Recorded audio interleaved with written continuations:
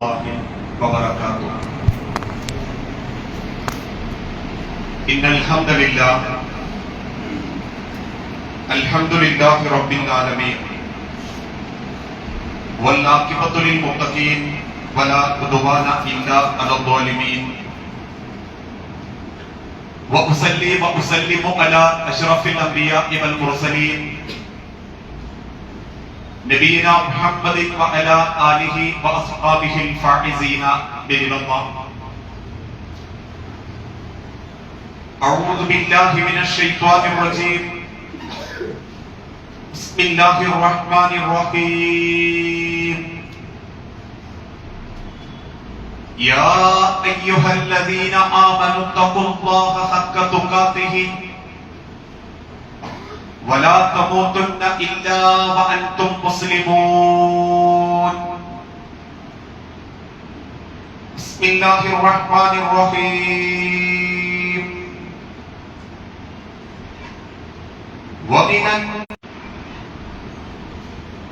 സ്നേഹാദരണീയരായ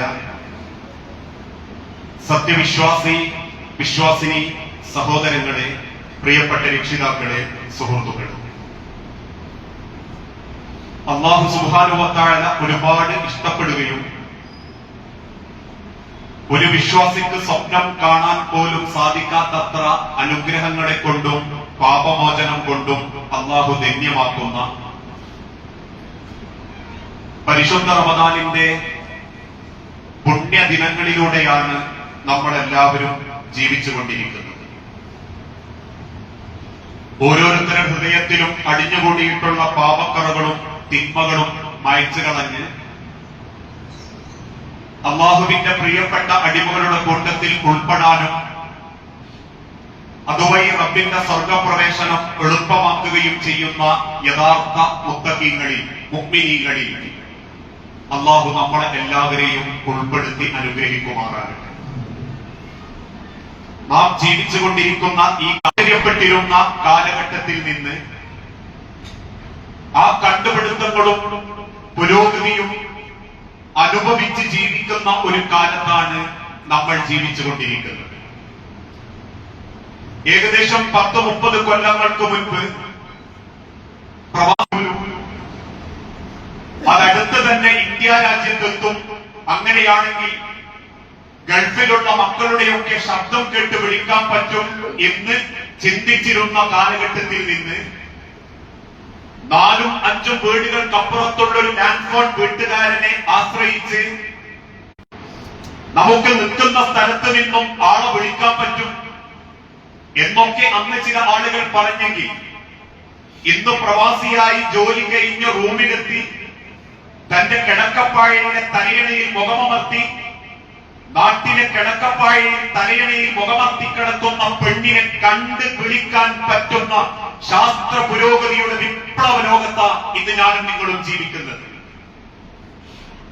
ഒരു ചെക്കിന് വേണ്ടി മാസങ്ങളോളം കാത്തുനിന്ന് ബാങ്കുകളിൽ ചെന്ന് മണിക്കൂറുകളോളം ദിവസങ്ങളോളം ക്യൂ നിന്ന് അതൊന്നും പൈസയായി കിട്ടാൻ ഏറെ സങ്കടപ്പെട്ടിരുന്ന കാലഘട്ടത്തിൽ നിന്ന് തൊട്ടടുത്തുള്ള ആളുകൾക്ക് അവനെ നന്മയിലേക്ക് പകരം തിന്മയിലേക്കാണോ കൊണ്ടുപോകുന്നത് എന്ന് ചിന്തിക്കപ്പെടുന്ന ഏറെ സങ്കടകരമായ ഒരവസ്ഥയാണ് ഇന്ന് സമൂഹത്തിൽ.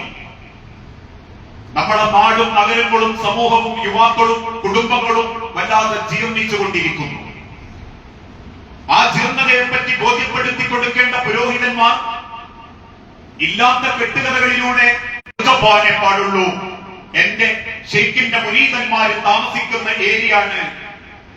പിന്നീട് എന്നും തീവണ്ടി കൊയിലാണ്ടിയെത്തി ഫറോക്കിലെത്തുന്നതിന്റെ ഇടക്ക് എത്ര സ്പീഡ് കൂട്ടാൻ നോക്കിയിട്ടും അത് സ്പീഡ് കൂടുന്നില്ല. അത് ഞങ്ങളുടെ മുരീദിന്റെ ഷെയ്ഖിന്റെ കറാമത്താണെന്ന് കേൾക്കുമ്പോഴേക്കും തക്ബീർ വിളിക്കുന്നത് മുസ്ലിമീങ്ങളാ. കല്യാണം കഴിഞ്ഞിട്ടും ഗർഭം ധരിക്കുകയും പയറും കുടിച്ച് പോകാറുണ്ടെന്ന് ഈ പാവപ്പെട്ട ഉമ്മത്തിനെ ചൂഷണം ചെയ്യാൻ വേണ്ടി മാത്രം പുരോഹിതന്മാര് വേഷം കെട്ടുന്ന ഒരു കാലഘട്ടം. മറ്റനേകം വിഷയങ്ങൾ ഈ സമൂഹത്തിലുണ്ടെങ്കിലും സാമ്പത്തിക ചൂഷണത്തിന്റെ മേഖല ഏതാണോ അതാ പുരോഹിതന്മാർക്ക് താല്പര്യം. അതുകൊണ്ടാണ് മജ്‌ലിസുകൾ നടത്തുന്ന ഉസ്താദിന്റെ ആശീർവാദത്തിന് വേണ്ടി തുറന്നു വെച്ചിരിക്കുന്ന ടിവിയുടെ താഴെ കിണ്ണത്തിൽ വെള്ളം വെക്കുന്നു ഉമ്മമാർ. എന്തിന്? മജ്‌ലിസ് നടത്തുന്ന ഉസ്താദ് ടിവിയിലൂടെ ഊതിയാലും കിണ്ണത്തിലെ വെള്ളത്തിന് വർക്കത്തുണ്ടാകും എന്ന് വിശ്വസിപ്പിക്കപ്പെടുന്നത് മുതൽ ഇപ്പോഴും കോഴിക്കോട് ഒരു പള്ളിയുടെ ചുമരിലുണ്ട്, മദീനയിലേക്ക് ഒരു കോടി സ്വലാത്ത് കയറ്റി അയക്കുന്നു, ഈ റമദാനിൽ ഒരു സ്വലാത്തിന് 100 രൂപക്ക് ഗൂഗിൾ പേ ചെയ്യുക എന്ന് പറയുന്നുണ്ടെങ്കിൽ എന്താണ് മതം എന്ന് പറഞ്ഞു കൊടുക്കേണ്ട പുരോഹിതന്മാരും പോലും പണത്തിനു വേണ്ടിയും കെട്ടുകഥകളുമായിട്ട് ഒരു ഭാഗത്ത് സജീവമാകുന്നു. മറുഭാഗത്തോ സാമ്പത്തിക രംഗം പോലെ സാംസ്കാരിക രംഗം എന്ന കാലഘട്ടത്തിൽ നിന്ന് കേട്ടാൽ അറയ്ക്കുന്ന അമ്പരപ്പുണ്ടാക്കുന്ന, ഇപ്പോ പ്രത്യേകിച്ച് അമ്പരപ്പൊന്നും തോന്നാത്ത നിലക്ക് സർവ്വസാധാരണയായി മാറിക്കൊണ്ടിരിക്കുന്ന ജീർണതയുടെയും അക്രമത്തിന്റെയും അനീതിയുടെയും അധർമ്മത്തിന്റെയും കഥകൾ അല്ലേ? അങ്ങ് തെരുവോരങ്ങളിൽ, അതല്ലെങ്കിൽ താമരശ്ശേരിയിലെ അടിവാരത്തൊരു ഉമ്മ ഓപ്പറേഷൻ കഴിഞ്ഞ് വീട്ടിൽ കിടക്കുമ്പോ കഞ്ചാവിന്റെ ലഹരിയിൽ മാതാവിന്റെ തല വെട്ടിമാറ്റി അറസ്റ്റ് ചെയ്യാൻ വന്ന പോലീസുകാരോടും മജിസ്ട്രേറ്റിനോടും ഒരു 19 വയസ്സുകാരൻ പറഞ്ഞത്, ഞാൻ എന്റെ അമ്മ എന്നെ ജനിപ്പിച്ചതിന്റെ കണക്ക് തീർത്തതാ എന്ന അർത്ഥത്തിലാണ്. ആ വാർത്തകൾ സോഷ്യൽ മീഡിയ ആഘോഷിച്ച് തീരുന്നതിന്റെ മുൻപേ നമ്മൾ കേട്ടു. മലപ്പുറം ജില്ലയിൽ ഒരു പിതാവിനെ ഗ്യാസും കുറ്റിക്കൊണ്ട് ഒരു മകൻ തല തല്ലി പൊളിച്ചു കൊന്നു. ആ വാർത്തകൾ സെൻസേഷൻ ന്യൂസായി ഓരോരുത്തരും ചാനലിൽ ആഘോഷിച്ച് തീരുന്നതിന്റെ മുൻപേ അടുത്ത, അല്ലെങ്കിൽ 8ാം ക്ലാസ്സിൽ പഠിക്കുന്ന ചെറുപ്പക്കാരൻ ആ വാർത്തകൾ വായിച്ച് തീരുമ്പോഴേക്കും കേട്ടു, തിരുവനന്തപുരത്തെ വെഞ്ഞാറമൂട്ടിൽ 24 വയസ്സുള്ള ഒരു ചെറുപ്പക്കാരൻ തന്റെ കുടുംബത്തിലെ 6 പേരെ നിഷ്കരണം കൊന്നുകളഞ്ഞു. കാരണം കുടുംബത്തിന്റെ ബാധ്യതകൾ കൂടുന്നു, നോക്കാൻ എനിക്ക് സൗകര്യമില്ല എന്ന ഉത്തരവാദിത്ത ബോധമില്ലായ്മയോടുകൂടി ആ സാധു മകനെ, ആ കുടുംബത്തിന്റെ സമാധാനം നഷ്ടപ്പെടുത്തുന്ന കലാലയ കൂട്ടങ്ങളുടെ കൊള്ളരുതായ്മകൾ ഈ നാട് നമ്മളെ ബോധ്യപ്പെടുത്തി. എങ്ങോട്ടാ മനുഷ്യരെ ഈ സമൂഹത്തിന്റെ പോക്ക്? മതപ്രഭാഷണത്തിന്റെ കുറവാ? വയലുകൾ മലയാളത്തിലാക്കാത്തത് കൊണ്ടാ? എന്തേ ഈ ഉമ്മത്തിൽ മറ്റൊരു മൃഗങ്ങൾക്കോ പക്ഷികൾക്കോ അള്ള കൊടുക്കാത്ത പരിഗണന? ചിന്തിച്ചു നോക്കൂ. 5000 കൊല്ലങ്ങൾക്ക് മുൻപ് ആദം നബി ജനിച്ച കാലത്ത് കാക്കകൾ കൂടുകെട്ടുന്നത് ചുള്ളിക്കമ്പ് കൊണ്ട് മരക്കൊമ്പിൽ തന്നെയാണ്. ഇന്നും 5000 കൊല്ലങ്ങൾക്കിപ്പുറം കാക്കകൾ കൂടുകെട്ടുന്നത് ചുള്ളിക്കമ്പുകൾ കൊണ്ട് മരക്കൊമ്പിൽ തന്നെയാണ്. പക്ഷേ 5000 കൊല്ലങ്ങൾക്ക് മുൻപ് 1000 കൊല്ലങ്ങൾക്ക് മുൻപ് വീട്ടിലേക്ക് എത്തിച്ചു. ഓടിട്ട വീട്ടിൽ നിന്നും ടെറസിന്റെ വീട്ടിലേക്ക് എത്തിച്ചു. ഇന്ന് ടെറസിട്ട വീട്ടിൽ നിന്നും കണ്ടാൽ മാത്രം ഇമ്പം തോന്നുന്ന സർവ്വ സൗകര്യങ്ങളുമുള്ള കൊട്ടാരത്തിലേക്ക് റബ്ബെത്തിച്ചു. എന്തുകൊണ്ടാണെന്നറിയോ? വലക്കത് കർറംനാബനി ആദം, ആദമിന്റെ മക്കളെ പടച്ചോൻ ആദരിച്ചതുകൊണ്ടാണ്. ലോകത്തൊരു സൃഷ്ടികൾക്കും റബ്ബ് കൊടുക്കാത്ത പരിഗണന ആദമിന്റെ മക്കൾക്ക് പടച്ചോൻ കൊടുത്തതുകൊണ്ടാണ്. പക്ഷേ ആ പടച്ചവൻ സൃഷ്ടിച്ച സൃഷ്ടിപ്പിൽ നിന്ന് കൃത്യമായ മറുപടി കൊടുക്കുന്നുണ്ട്. ഓരോരുത്തരുടെ ജീവിതത്തിൽ ദുനിയാവിന് വലിയ പ്രാധാന്യം വന്നു. പരസ്പരം പെരുമ നടിക്കുക, തിന്നുക, കുടിക്കുക, ആസ്വദിക്കുക എന്ന മനോഭാവത്തിലേക്ക് രക്ഷിതാക്കൾ മാറി. കാണുന്ന യൂട്യൂബുകളും ഇൻസ്റ്റഗ്രാമുകളും മാത്രം കുടുംബത്തെ ചിട്ടപ്പെടുത്തി 15 സെക്കൻഡിന്റെ റീലുകൾ മക്കളുടെ മനസ്സിനെ സ്വാധീനിക്കാൻ തുടങ്ങി. ജീവിതമെന്നാൽ ആരുടെയും സർട്ടിഫിക്കറ്റിനല്ലെന്ന് സിനിമാ നടന്മാർ പടച്ചുവിടുമ്പോ ചുണ്ടിലെരിയുന്ന സിഗരറ്റും നാവിനടിയിൽ തിരുകലും മൂക്കിലേക്ക് വലിച്ചു കയറ്റലും ഞരമ്പുകളിൽ കുത്തിക്കയറ്റലും ആണത്തമാണെന്ന് ഈ സാധു ചെറുപ്പക്കാരെ മീഡിയകൾ പഠിപ്പിച്ചു. ലിബറൽ മനോഭാവത്തിലേക്ക് ആ ചെറുപ്പക്കാരെ കൊണ്ടെത്തിച്ചു. കഥയറിയാതെ ആട്ടം തുള്ളുന്ന സാധു ചെറുപ്പക്കാരൻ ആചാരവാദിയായി. പരസ്യമായി പെൺകുട്ടികളുടെ മടിയിൽ ബസ് സ്റ്റോപ്പിലിരിക്കുന്നവനോട് ഇതൊക്കെ ഒരു സാംസ്കാരികമാണോ എന്ന് ചോദിച്ച വാപ്പാര് സദാചാരവാദികളായി. നേരം വൈകി വീട്ടിലേക്ക് വരുന്ന മക്കളോട് പോലും ഉപദേശിക്കാനുള്ള മാനസിക പര്യാപ്തത രക്ഷിതാക്കൾക്ക് നഷ്ടപ്പെട്ടപ്പോ ഇന്നത്തെ ലിബറലുകൾക്ക് എളുപ്പം സ്വാധീനിക്കാൻ സാധിച്ചു നമ്മുടെ മക്കളെ. അതുകൊണ്ട് തന്നെ ജീവിതം എന്തെന്നറിയുന്ന കാലഘട്ടത്തിൽ ജീവിതം ഈ ലോകത്തേക്കള്ള നിശ്ചയിച്ചപ്പോ തന്നെ ഓർമ്മപ്പെടുത്തി, ഈ ദുനിയാവ് വാരിപ്പിടിക്കാനല്ല, ഇതൊക്കെ നശ്വരമാണ്. അള്ള ദുനിയാവിൽ തന്നതെല്ലാം നശിക്കേണ്ടതാണ്. നമ്മൾ എത്ര തേച്ചു മിനുക്കിയാലും ഏതൊക്കെ കോസ്മെറ്റിക് ഉപകരണങ്ങൾ ഉപയോഗിച്ചാലും ഈ തൊലികൾ ചുളിയാനുള്ളതാണ്, ഈ കൈകൾ ബലഹീനമാകാനുള്ളതാണ്, ഏതൊക്കെ ഡൈ ചെയ്താലും ഈ രോമങ്ങൾ വെളുക്കാനുള്ളതാണ്. സമ്പാദിച്ച സമ്പത്തുകൾ ചിന്തിച്ചു നോക്കൂ. ഈ ഒരു ഭാഗത്ത് പൊറ്റമ്പൽ പ്രദേശത്ത് ഭരിച്ച് വീണ്ടും ഇതൊന്ന് പരിഷ്കരിക്കണമെന്ന് തോന്നിയാൽ അന്ന് പണമുള്ളവർ വീണ്ടും പണമടക്കുമ്പോ ആധുനിക സൗകര്യങ്ങളോടുകൂടി ഇത് വീണ്ടും ഒന്ന് മോടികൂട്ടിയേക്കാം. അന്നും ഈ ദുനിയാവിൽ ഇത് മോടികൂട്ടാൻ ഉപയോഗിക്കുന്നത് അള്ളാന്റെ ദുനിയാവിലെ സാധനങ്ങൾ തന്നെയാണ്. കാരണം അള്ളാഹുവിന്റെ അരികിലേക്ക് കൊണ്ടുപോകാൻ പറ്റുന്നത് ഈ ജീവിത കാലഘട്ടത്തിനിടയിൽ നമുക്ക് ജീവിതത്തിലേക്ക് അള്ളാഹുവിന്റെ തൃപ്തിക്ക് വേണ്ടി കണ്ടെത്താൻ പറ്റിയ സൽക്കർമ്മങ്ങൾ മാത്രം. അതുകൊണ്ട് ഇന്നത്തെ തലമുറയോട് പഠിപ്പിച്ചു കൊടുക്കണം. നമ്മളൊക്കെ പറയാറില്ലേ, ഈ കോഴിക്കോട് ഏതെങ്കിലും ഒരു ഇലക്ട്രോണിക് സ്ഥാപനത്തിൽ വന്ന് ഒരു നല്ല വാഷിംഗ് മെഷീൻ വാങ്ങണമെന്ന് വിചാരിക്കുക. വാഷിംഗ് മെഷീൻ തെരഞ്ഞിഷ്ടപ്പെട്ടതിന് ശേഷം നമ്മൾ ആദ്യം ചോദിക്കുന്നത് എന്താ? ഇതെങ്ങനെയാ ഒന്ന് ഉപയോഗിക്കാന്ന് പറഞ്ഞുതരുമോ? കാരണം 10-45,000 ഉറുപ്യ മുടക്കുന്ന വാഷിംഗ് മെഷീൻ പെട്ടെന്ന് കേടാവാൻ പാടില്ല. നമ്മളെ വിവരക്കേടുകൊണ്ട് അത് മോശമായി പോകാൻ പാടില്ല.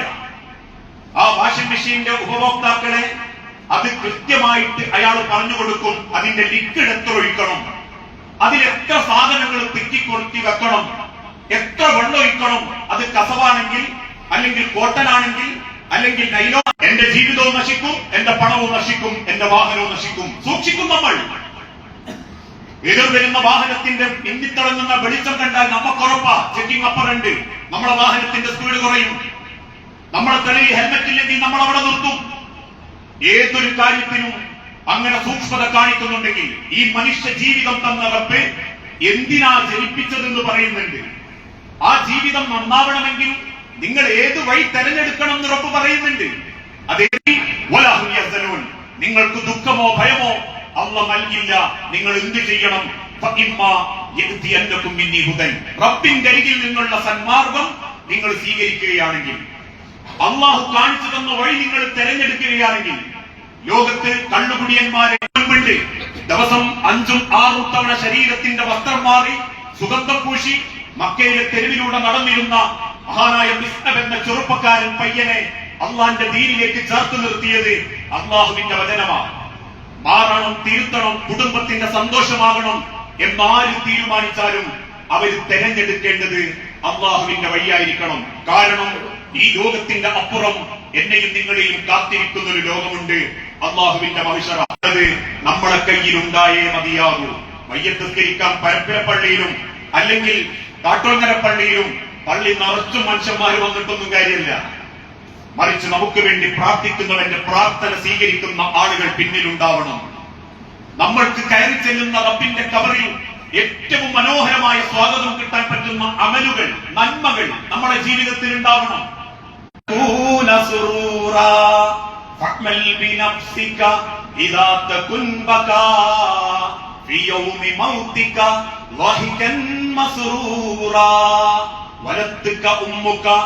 ആദമിന്റെ മക്കളെ, നിങ്ങളെ ഉമ്മ നിങ്ങളെ പ്രസവിച്ചത് ബാക്കിയ കരയുന്നവനായിക്കൊണ്ട.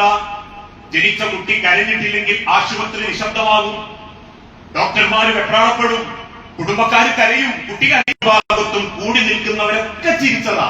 നിങ്ങളെ ആ കരച്ചിൽ കണ്ട്, നിങ്ങളെ ആ കരച്ചിൽ കണ്ടവർ സന്തോഷം കൊണ്ട് ചിരിച്ചതാണെങ്കിൽ ആ ചിരിച്ചവരൊക്കെ നിങ്ങളെ ചുറ്റും നിനക്ക് നീ അധ്വാനിച്ചു തുടങ്ങണം, നിനക്ക് നീ സമ്പാദിച്ചു തുടങ്ങണം. എന്ത്? അള്ളാഹുവിന്റെ അരികിലേക്കുള്ള യാത്രയാണ് ജീവിതം എന്ന ചിന്തയോടെ നാഥന്റെ അരികിലേക്കുള്ള അവനവന്റെ തലമുറകൾ വഴിതെറ്റുമ്പോ പരാതികളും സങ്കടങ്ങളും സ്വയം പറഞ്ഞ് അതിന്റെ ആശ്വാസം സ്വന്തം മനസാക്ഷിക്ക് മാത്രം കൊടുക്കലല്ല, ഒരു നാടിനെ, ഒരു കുടുംബത്തെ, സ്വന്തം വീടിനെ രക്ഷപ്പെടുത്താനുള്ള വഴികൾ അന്വേഷിക്കണം. അതേ ഉള്ളൂ ഈ മാർഗം. അത്രയേറെ ലിബറലുകൾ നമ്മുടെ നാടിനെ പിടിമുറുക്കിയിട്ടുണ്ട്. അതുകൊണ്ടാ ആ നാടിനെ കെട്ടുന്നത്. 18ഓളം കേസുകൾ ഇപ്പോഴും ഹൈക്കോടതിയില ആൺകുട്ടിക്ക് കല്യാണം കഴിക്കാൻ. 16ഓളം പെൺകുട്ടികളുടെ കേസുകൾ ഇപ്പോഴും ഹൈക്കോടതിയില ഒരുമിച്ച് കെട്ടാൻ. അതിൽ 3 പെൺകുട്ടികൾ ഒരുമിച്ച് ജീവിതം തുടങ്ങിയവരിൽ ഒരു കൂട്ടർ കോഴിക്കോട് ജില്ലക്കാരാ. ആലോചിച്ചു നോക്കൂ, കഴിഞ്ഞ 6 മാസത്തിന്റെ അടുത്ത് കോഴിക്കോട് ജില്ലയിൽ മാത്രം തുറക്കപ്പെട്ടത് 6 പബ്ബുകളാ. ഒരു കാലഘട്ടത്തിൽ ആളുകൾ ക്യാബ്രയെന്ന് ഓമനപ്പേരിട്ട് വിളിച്ചിരുന്ന ഉടുതുണിയില്ലാത്ത തുള്ളലിന് വേണ്ടി കേരളത്തിന്റെ ഇട്ടാവട്ടമായ കോഴിക്കോട് ജില്ലയിൽ 3ഓളം സ്ഥാപനങ്ങൾ രാത്രികാലങ്ങൾ പകലാക്കി ജീവിക്കാൻ തുടങ്ങി. കപ്പിൾസ് വേണമെന്ന വാശിയിൽ 2 കോളേജുകളിൽ നിന്നും വരുന്ന ആണും പെണ്ണും കപ്പിൾസ് ആണെന്ന് എഴുതി കൊടുത്ത് ആ റൂമുകളിൽ കയറി ശരീരത്തിന്റെ വസ്ത്രങ്ങൾ അയച്ച് തുള്ളുന്നുണ്ടെങ്കിൽ, പ്രിയപ്പെട്ടവരെ, നമ്മൾ നമ്മളെ പറ്റി മാത്രമല്ല നമ്മളെ തലമുറകളെ പറ്റി കൂടി ചിന്തിക്കേണ്ട ഒരു കാലഘട്ടമാക്കാൻ മുൻപിൽ. അതിലേത് സന്നദ്ധതയോടുകൂടി നമുക്ക് ഒരുമിച്ച് മുന്നേറാൻ പറ്റുമോ അതിനുള്ള പാകപ്പെടലും അതിനുള്ള ചേർന്ന് നിൽക്കലുമാ ഈ കാലഘട്ടത്തിന്റെ ആവശ്യം. കാരണം സാധുക്കളായി മക്കൾ, പാവങ്ങളായി ചെറുപ്പക്കാർ, 15 സെക്കൻഡിന്റെ ഇൻസ്റ്റഗ്രാം റീൽ കൊണ്ട് ആളുകൾ പേപ്പിക്കുന്നവർ, നല്ല മനസ്സും വളർച്ചയും മനസ്സിന്റെ ചിന്താഗതിയുമുള്ള സാധുക്കൾ. അതുകൊണ്ട് കേരളം പ്രളയപ്പെട്ടപ്പോ പലരും അത് ടിവിയിൽ കണ്ട് സങ്കടപ്പെടുമ്പോ ഉള്ള മുണ്ട് മുറുക്കിയെടുത്ത് കിട്ടാവുന്ന സാധനങ്ങൾ തോളിലെടുത്ത് അങ്ങ് വയനാടൻ ചുരം കയറിയത് ഇതേ ചെറുപ്പക്കാരാ.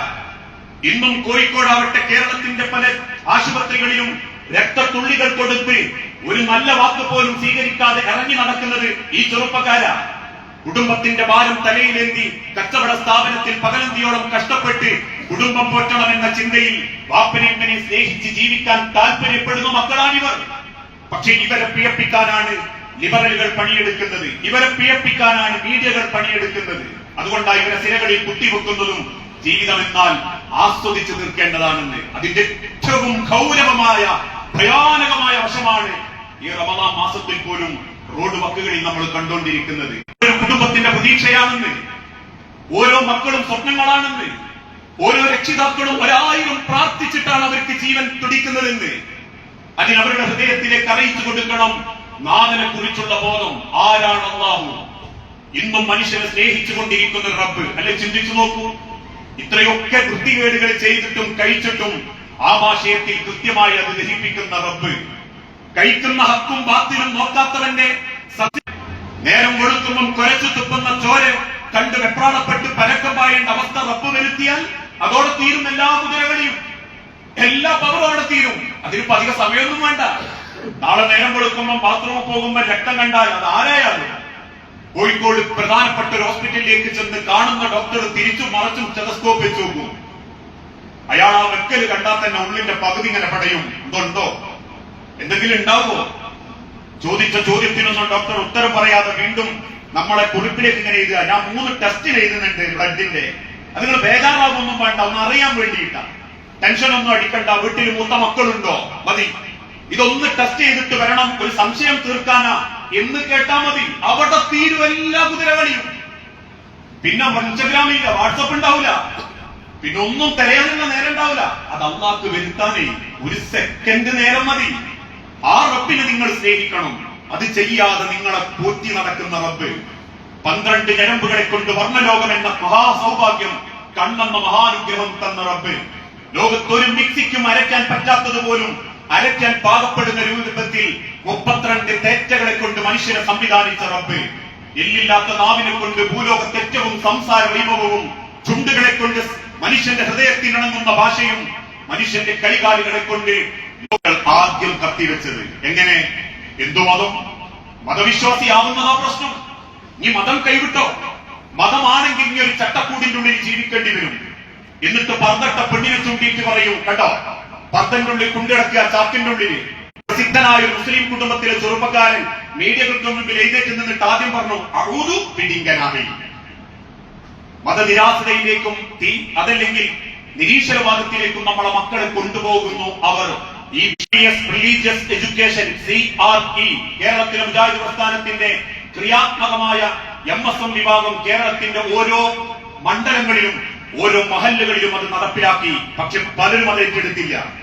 കണ്ടിന്യൂസ് റിലീജിയസ് എഡ്യൂക്കേഷൻ, മത തുടർ വിദ്യാഭ്യാസ പദ്ധതി. നമ്മളൊക്കെ പറയുന്നത് എന്താണെന്നറിയോ? ഒനേകരെ മദ്രസയിൽ പോയിക്കുന്നു, അതേ ഉള്ളൂ. 8ാം ക്ലാസ്സിലെ മദ്രസയിൽ പോയിട്ടുണ്ട്. അവിടെ നിന്ന് അങ്ങോട്ട് കുട്ടികളുടെ ബുദ്ധി വളരുന്ന ടീനേജ് പ്രായത്തിൽ ഈ കേരളീയ ഗവൺമെന്റിനെ പോലും രാഷ്ട്രീയം പറയാമെന്ന് ചിന്തിക്കരുത് കേട്ടോ. കേരളീയ രാഷ്ട്രീയ നേതാക്കന്മാരോട് പോലും അതിന്റെ ഉത്ഭവ സ്ഥാനത്തിൽ നിന്നും നിങ്ങൾ കരിഞ്ഞു മാറ്റിക്കൂടെ എന്ന് ചോദിച്ചപ്പോ സാമ്പത്തിക നേട്ടത്തിന് വേണ്ടി മാത്രം അക്ഷരം മൂടാത്ത മൗനികളാകുന്ന നേതാക്കളും, കൊലപാതകങ്ങളെക്കാൾ കൂടുതൽ കൊലപാതകികൾക്ക് അവസരം കൊടുക്കുന്ന നിയമ ഭേദഗതിയും ഈ ഇന്ത്യ മഹാരാജ്യത്തുള്ള കാലത്തോളം ഒരൊറ്റ പ്രതീക്ഷയുള്ളൂ. ഇനി അള്ളാഹിനോട് പ്രാർത്ഥിക്കുക, ചേർന്ന് നിൽക്കാൻ വേണ്ടി അവർക്ക് അറിയിച്ചു കൊടുക്കുക. ഇന്നതുകൊണ്ട് നമ്മളെ മക്കളില്ല, CREകളിലില്ല. ഹയർ സെക്കൻഡറി വിദ്യാഭ്യാസം കഴിഞ്ഞ് പൊട്ടിത്തെറിക്കുന്ന പ്രായം. ആ പ്രായത്തെ പറ്റി അള്ളാന്റെ ഹബീബായ നിമിത്തങ്ങൾ പോലും പറഞ്ഞതെന്താ? 10ാം ക്ലാസ് വരെ എന്റെ മോൻ നല്ല മോനായിരുന്നു, പഠിക്കാൻ മിടുക്കൻ, 10ൽ 10 A+. അതേ മകനാ 1.25 കൊല്ലം കൊണ്ട് ഉമ്മാന്റെ കഴുത്ത് വെട്ടി മാറ്റുന്നത്. 1.25 കൊല്ലം കൊണ്ട് ഒരു മാതാവിന്റെ കഴുത്ത് വെട്ടി മാറ്റുന്നുണ്ടെങ്കിൽ ആ മകന്റെ മനസ്സിനെ ടീനേജ് പ്രായം, എന്തിനോടും മോഹം തോന്നുന്ന പ്രായം, എന്തിനോടും ആർത്തി തോന്നുന്ന ഒരു പ്രായം. ആ പ്രായത്തിൽ ഹയർ സെക്കൻഡറി വിദ്യാർത്ഥികൾക്ക് ഹൈസെക്കുകൾ കേരളത്തിൽ നടപ്പിലാക്കപ്പെട്ടു. പക്ഷെ ഹൈസെക്കിൽ നമ്മളെ മക്കളില്ല. നമ്മളെ മക്കൾ ഹൈസെക്കിലില്ല. പ്രൊഫഷണൽ മേഖലയിലെത്തുമ്പം ആസ്വാദനത്തിന് സ്വന്തം പണമുണ്ടാകുന്ന ലോകത്ത് എന്തും വാങ്ങിത്തിന്നാമെന്നൊരു കോലത്തിലേക്ക് മക്കളെത്തും. അവിടെ പ്രൊഫഷണൽ വിദ്യാർത്ഥികൾക്ക് പ്രോഫ്കോണുകൾ സംഘടിപ്പിക്കപ്പെട്ടു. നമ്മളെ മക്കളില്ല. സയൻസ് മാത്രം തലയിലേക്ക് ടെൻഷൻ അടിക്കുന്ന മക്കൾക്ക് സയൻസ് എന്ന കോൺഫറൻസ് നടത്തി. നമ്മളെ മക്കളില്ല. എന്തിന്? പടച്ചറപ്പിന്റെ ദീനീ വിദ്യാഭ്യാസ രംഗത്തിൽ എത്രത്തോളം നമ്മൾക്ക് അവരെ ചേർത്ത് പിടിക്കാൻ പറ്റി. എത്ര രക്ഷിതാക്കൾക്ക് ഭാഗത്തതാണെങ്കിൽ തൗഹീദിൽ വെള്ളം ചേർത്ത് അവരെ നിരീശ്വരവാദിയാക്കാനും അവരെ മുശ്രിക്കാക്കാനും വേണ്ടി പണിയെടുക്കുന്നവർ ഈ സാഹചര്യത്തിലുണ്ട്. അതുകൊണ്ടാ ഒരു ചെറുപ്പക്കാരൻ പറഞ്ഞത്, മതം എന്നൊക്കെ പറഞ്ഞാൽ ഓരോരുത്തരും സ്വയം സൃഷ്ടിച്ചുണ്ടാക്കിയതല്ലേ, അതുകൊണ്ട് നമുക്ക് എന്തിഷ്ടം തോന്നുന്നോ ആ ഇഷ്ടത്തിനനുസരിച്ച് ജീവിക്കാം. എന്തുകൊണ്ടാണ് ഞാൻ കണ്ടുപിടിക്കാത്തത്? എന്റെ മതം എന്നെ വിരോധിച്ചു. എന്റെ വാപ്പനോട് കുടിക്കരുതെന്ന് പറഞ്ഞിട്ടല്ല, എന്റെ ഉമ്മനോട് കുടിക്കരുതെന്ന് പറഞ്ഞിട്ടല്ല, എന്റെ മതം എന്നെ വിരോധിച്ചതുകൊണ്ട് ഞാൻ കള്ളുകൂടിയെന്ന് മാറി നിന്നു. മതം പ്രശ്നമാണെന്ന് നിങ്ങൾക്ക് ഏതോ നിസ്സാര കാര്യങ്ങൾ കാണിച്ചു തന്ന് നിങ്ങളെ ഭയപ്പെടുത്തിയത്. ഏതൊരു മനുഷ്യന്റെയും ആത്യന്തിക വിജയം അവനെ സൃഷ്ടിച്ച് പറഞ്ഞയച്ച സൃഷ്ടാവിന്റെ വഴിയിൽ മാത്രമാണ്. ആ സൃഷ്ടാവിന്റെ ജീവിതത്തിലേക്ക്, ആ കാണിച്ചു തന്ന മാർഗത്തിലേക്ക് നമ്മൾക്ക് ചേർന്ന് നിൽക്കാൻ സാധിക്കുമ്പോ എന്നും നമ്മുടെ ജീവിതത്തിൽ ആശ്വാസങ്ങൾ ഉണ്ടാകും. ആ ചിന്ത നമ്മളെ മക്കളിലേക്ക് ഉണ്ടാക്കുന്നതോടൊപ്പം കുടുംബത്തിൽ അവർക്ക് പരിഗണനയും അങ്ങേയറ്റത്തെ സ്നേഹങ്ങളും നമ്മൾക്ക് കൊടുക്കാൻ തയ്യാറാവണം. ഞാനൊക്കെ പറയാറുണ്ട്, നാട്ടിലൊരു വിധവുണ്ടെങ്കിൽ, യത്തീമക്കളുണ്ടെങ്കിൽ ആൾക്കാർക്ക് ആകെ തോന്നുന്ന ഒരു സ്നേഹം എന്താണെന്നറിയോ? റമദാൻ മാസത്തിൽ ഒരു കിറ്റ്, അല്ലെങ്കിൽ വേറെ ഏതെങ്കിലും സമയത്ത് എന്തെങ്കിലും ഒരു 10-100 റുപ്യ. അല്ല, മാതാവിന്റെ കഴുത്ത് വെട്ടിമാറ്റിയ ചെറുപ്പക്കാരൻ റിപ്പോർട്ട് ചെയ്യാൻ വന്ന പത്രക്കാർക്ക് നേരെ ഫ്ലൈങ് കിസ് കൊടുത്തിട്ട് പറഞ്ഞോ ആദ്യത്തെ വാക്കെന്നറിയോ? ഞാൻ ഇങ്ങനെയായതിൽ നിങ്ങളും ഒരു കാരണക്കാരാണ്, നിങ്ങളും കാരണക്കാരാ. 2ാം വയസ്സിൽ പിതാവ് ഉപേക്ഷിച്ചു പോയ മകന് ഒരു പിതാവിന്റെ ചേർത്ത് നിർത്തൽ കൊടുത്തിട്ടില്ല ആരും. പക്ഷെ 1400 കൊല്ലം മുൻപ് അള്ളാന്റെ ഹബീബായ നബി തങ്ങൾ പറഞ്ഞു, അനാഥ മക്കളുടെ മുൻപിൽ വെച്ച് സ്വന്തം മക്കളെ നിങ്ങൾ താലോലിക്കരുത്. കാരണം അവന്റെ മനസ്സിൽ പകയോ വെറുപ്പോ വന്നേക്കാം. നിങ്ങളുടെ ജീവിതത്തിൽ നിങ്ങൾ വിധവകളോടും അനാഥ മക്കളോടും മാന്യമായി പെരുമാറുമ്പോ നാളെ റബ്ബിന്റെ സ്വർഗത്തിൽ നിങ്ങൾ എന്നോട് ഇതുപോലെ 2 വിരലുകൾ പൊട്ടിച്ച് കാണിച്ച റസൂലുള്ളാഹി സ്വല്ലല്ലാഹു അലൈഹി വസല്ലം പറഞ്ഞു, നിങ്ങൾ ഇതുപോലെ എന്റെ കൂടെയായിരിക്കും. ഒരു പിതാവിന്റെ പരിഗണന, ഒരു പിതാവിന്റെ ചേർത്ത് നിർത്തൽ, ഒരു ജ്യേഷ്ഠന്റെ പരിഗണന, ഒരു അനിയന്റെ സ്നേഹം നമുക്ക് കൊടുക്കാൻ പറ്റുന്നില്ലെങ്കിൽ അവർ വഴിപഴച്ചു പോകുന്നതിന്റെ ഒരു കാരണക്കാര് നമ്മളും കൂടിയായിരിക്കും. അതുകൊണ്ട് പ്രിയപ്പെട്ടവരെ, അവരെ ചേർത്ത് നിർത്താൻ പറ്റണം, അവരുടെ മനസ്സറിയാൻ പറ്റണം. എല്ലാവരും ഇന്നത്തെ യുവത്വം എന്ന് പറഞ്ഞാൽ, ന്യൂ ജനറേഷൻ എന്ന് പറഞ്ഞാൽ അതൊന്നിനും പറ്റാത്തവരാണ് എന്ന നിലക്ക് അവഗണിക്കാതെ അവരിലും പുഴുക്കുത്തുകൾ ഉണ്ട്. ആ പുഴുക്കുത്തുകൾ നമ്മളെ മക്കളിലേക്ക് സമീപസ്ഥം ഉണ്ടാക്കാത്ത നിലക്ക് അവർക്ക് ഗുണദോഷം കൊടുക്കാനും അവരെ നന്മയിലേക്ക് നയിക്കാനും നമ്മളെ കൊണ്ട് സാധിക്കണം. അതുകൊണ്ട് എന്റെ പ്രിയപ്പെട്ട അനിയന്മാരോട്, ഏത് നേട്ടങ്ങൾ ഉണ്ടാക്കുന്ന സൗഹൃദങ്ങളാണെങ്കിലും, അത് ദുനിയാവിൽ നഷ്ടങ്ങൾ മാത്രം വരുത്തുന്ന ബന്ധങ്ങളാണെങ്കിൽ വേണ്ടെന്ന് വെച്ചേക്കണം. അവന്റെ ബ്രോസ്റ്റോ, അവന്റെ ഷവായയോ, അവന്റെ ഇരുചക്ര വാഹനത്തിലെ പാറിപ്പറക്കലോ, അവന്റെ സിനിമാ ടിക്കറ്റോ, അല്ലെങ്കിൽ അവൻ തരുന്ന മോഹവലയങ്ങളൊന്നും നിങ്ങൾക്ക് സമാധാനം നൽകില്ല. ഒരു വക്തിന് നിങ്ങളെ പള്ളിയിലേക്ക് കൂട്ടാൻ പാകപ്പെടാത്ത സുഹൃത്താണെങ്കിൽ, ഒരായത്തോടാൻ നിങ്ങളെ പ്രേരിപ്പിക്കാത്ത കൂട്ടുകാരനാണെങ്കിൽ, കുടുംബത്തിലെ വാപ്പാന്റെയും ഉമ്മാന്റെയും കണ്ണുനീരും സ്നേഹവും അത് അറിയിച്ചു തരാൻ പറ്റാത്ത ഒരു കൂട്ടുകാരനാണെങ്കിൽ അവൻ സൗഹൃദത്തിന്റെ കൂട്ടത്തിലായിരിക്കും, കൂട്ടുകാരന്റെ മതത്തിലായിരിക്കും. പ്രിയപ്പെട്ടവരെ, ഈ പോക്ക് വല്ലാത്ത അപകടത്തിലേക്കാണ്. ഈ നാടിന്റെ പോക്ക് വല്ലാത്ത അപകടത്തിലേക്കാണ്. ഓരോ ദിവസങ്ങളും ഓരോ മണിക്കൂറുകളും ഭയപ്പാടോടുകൂടി ജീവിക്കുന്നവർ ഒരു കാലഘട്ടത്തിൽ മക്കളാൽ സംരക്ഷിക്കപ്പെടുമോ എന്ന് ആശങ്കപ്പെട്ടിരുന്ന കാലഘട്ടത്തിൽ വിൽപ്പനച്ചരക്കാക്കുന്നുണ്ടെങ്കിൽ നിങ്ങൾ ചിന്തിച്ചു നോക്കൂ. ആ ലഹരി ഉപയോഗിക്കുന്നവർ, അതല്ലെങ്കിൽ ലഹരിന്റെ ദാതാക്കൾ തന്നെ പറഞ്ഞൊരു വാക്കില്ലേ, 5 പേര് ഇന്നുണ്ടെങ്കിൽ മറ്റന്നാൾ അത് 15 പേരാവും. ആക്കാൻ അവർ പണിയെടുക്കും. പല കോലത്തിലും അവർ നമ്മുടെ സമൂഹത്തിലേക്ക് കയറി വരും. ഇന്ന് ലോകം ആ ലഹരിക്ക് വേണ്ടി മാത്രം വെപ്രാളപ്പെട്ടോടുമ്പോ പേരറിയാത്ത പല രൂപത്തിലും ഉണ്ട് വേറെ ഭാഗത്തും.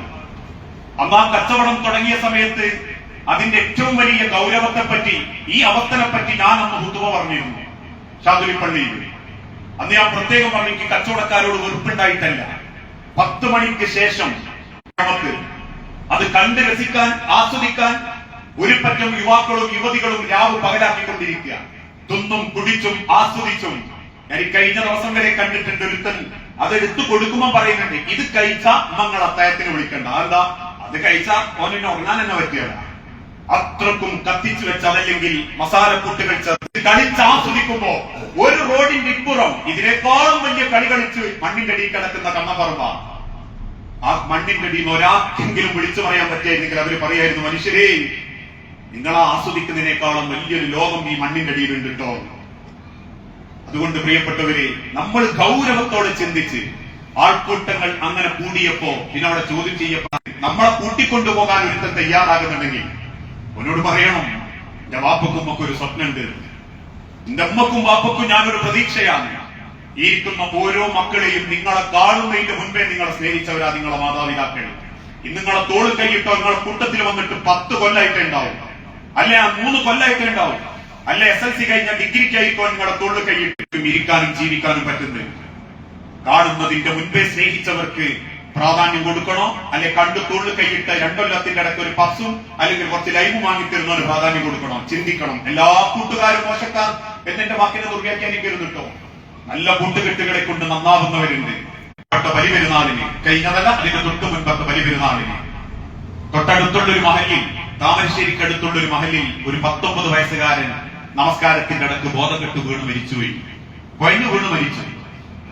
ആ മകന്റെ മയ്യത്ത് നിസ്കരിക്കാൻ വന്ന നാടൊട്ടുക്കുമുള്ള ആളുകൾ, ഓൻ എന്റെ മോനാകാൻ, അങ്ങനത്തെ ഒരു മോന്റെ വാപ്പയാകാൻ പടച്ചോൻ എനിക്ക് തന്ന നിയമത്താണ്. ഇത്രയും നല്ലൊരു മോന്റെ വാപ്പയാകാൻ അള്ള എന്നെ തെരഞ്ഞെടുത്തിട്ട് അത് അത്രയും പടച്ചോന്റെ ഒരു നിയമത്താണ്. അന്ന് എനിക്ക് ബോധ്യപ്പെട്ടു എന്റെ മകന് സമൂഹത്തിലുള്ള വില, ആളുകളുടെ ഹൃദയത്തിലുള്ള വില. ഇന്ന് ഞാൻ അഭിമാനിക്കുന്നു അങ്ങനെ ഒരു മോന്റെ വാപ്പയാകാൻ പറ്റിയതിന്. അതാണ് നമ്മളെ കുടുംബം നമ്മളെ ആഗ്രഹിക്കുന്നത്.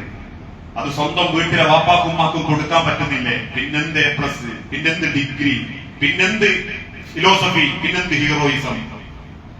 ആ തിരിച്ചറിവിലേക്ക് മക്കളെ നമ്മൾ എത്തിയിട്ടില്ലെങ്കിൽ ഈ നാട് നമ്മളെ വെറുത്തുകൊണ്ടിരിക്കും. അനന്തര ഫലങ്ങൾ അനുഭവിക്കുന്ന ഈ ലോകത്ത് ഒരിക്കലും എന്നിലൂടെ ഒരു അധാർമികത വളരില്ല എന്ന മനസ്സിന്റെ നിയ്യത്തോടുകൂടി മുൻപോട്ട് ജീവിക്കാൻ നമുക്ക് സാധിക്കണം. അങ്ങനെ ഹൃദയത്തെയും ജീവിതത്തെയും ചിട്ടപ്പെടുത്തുന്ന നല്ല കുടുംബങ്ങളാവാൻ, നല്ല ബന്ധങ്ങളാവാൻ, മക്കളാവാൻ അള്ളാഹു നമുക്ക് ഓരോരുത്തർക്കും തൗഫീഖ് നൽകി അനുഗ്രഹിക്കുമാറാകട്ടെ. അള്ളാഹുവെ, അറിഞ്ഞും അറിയാതെയും ഒരുപാട് പാപങ്ങൾ സംഭവിച്ചു പോകുന്നുണ്ട് റബ്ബേ. എല്ലാം വിട്ടുപുറത്ത് മാപ്പാക്കി നിന്റെ സ്വർഗത്തിൽ ഇതേ രൂപത്തിൽ നീ ഞങ്ങളെ ഒരുമിപ്പിച്ചു കൂട്ടണമേ. മക്കളില്ലാതെ പരീക്ഷിക്കപ്പെടുന്ന ഇണകൾക്ക് മക്കളെന്ന അനുഗ്രഹം നൽകി ഓരോ കുടുംബങ്ങളോടും നീ കാരുണ്യം കാണിക്കണമേ. അൽ മുസ്ലിമീന വൽ മുസ്ലിമാത്ത് അൽഅഹ്യാഉ മിൻകും വൽ അംവാത്ത് ഇന്നക മുജീബു ദഅവാതി യാ ഖാദിയൽ ഹാജാത്ത്. اللهم اعز الاسلام والمسلمين واذل الشرك والمشركين. اللهم اجرنا من النار. اللهم اجرنا من النار. അല്ലാഹു ശിഫ നൽകി ഏറ്റവും ആഫിയത്തോടെ ഖൈറോടെ ജീവിതത്തിലേക്ക് തിരിച്ചു വരാൻ ഓരോരുത്തർക്കും നീ തൗഫീഖ് നൽകണമേ. വസല്ലല്ലാഹു അലാ നബീന. അസ്സലാമു അലൈക്കും വറഹ്മത്തുള്ളാഹി. എല്ലാ കൊല്ലവും പറയുന്ന ഒരു കാര്യം കൂടി സൂചിപ്പിക്കുകയാണ്. കേരളത്തിൽ ഒരുപാട് യത്തീം കുട്ടികൾ പഠിക്കുന്ന ഒരു സ്ഥാപനമാണ് തിരൂരങ്ങാടി യത്തീംഖാന. ഞാനൊരു യത്തീമല്ല, എന്നാൽ ഒരു യത്തീംഖാന പോലത്തെ സ്ഥാപനത്തിലാണ് ഞാൻ പഠിച്ചിട്ടുള്ളത്. ഈ യത്തീംഖാനയ്ക്ക് എന്നെ കൊണ്ട് ചെയ്തു കൊടുക്കാൻ പറ്റുന്ന ഒരു ഗുണം, റമദാനിൽ ഞാൻ പങ്കെടുക്കുന്ന എല്ലാ വേദികളിലും ഞാൻ ആ കുട്ടികളെ പറ്റി പറയാറുണ്ട്. കിട്ടുന്നത് അവിടെ എത്തിച്ചു കൊടുക്കാറുണ്ട്. നോമ്പുറക്കാണെങ്കിലും പെരുന്നാൾ വസ്ത്രത്തിനാണെങ്കിലും ഒക്കെ. ഇന്ന് ഈ പള്ളിയിൽ നടക്കുന്നത് തിരൂരങ്ങാടി യത്തീംഖാനയ്ക്ക് വേണ്ടിയിട്ടാണ്. സാധിക്കുന്നവര് സഹകരിക്കുക. വസല്ലല്ലാഹു അലാ നബീന. അസ്സലാമു അലൈക്കും വറഹ്മത്തുള്ളാഹി വബറകാതുഹു.